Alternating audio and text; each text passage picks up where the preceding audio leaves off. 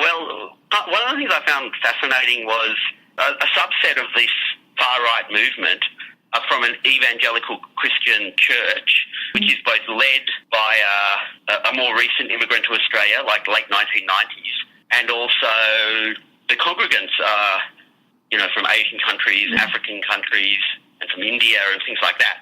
And so it's like this confusing thing, at least for most guilt-ridden white lefties who kind of want to understand the immigrant experience. It's like, if your angle is that people have different backstories that aren't yours, that aren't the white Australian backstory, you've got to take on board that these immigrants have come since the last time.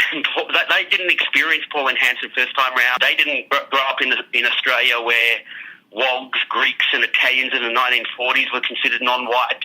They just haven't had that experience. So the part of that is they just don't have white guilt. Part of the reason because they're not white, but so they're not necessarily going to deal with things and look at things in the same way. So, and one example of that is that they'll kind of go criticise Islam, and they're like, well, why not?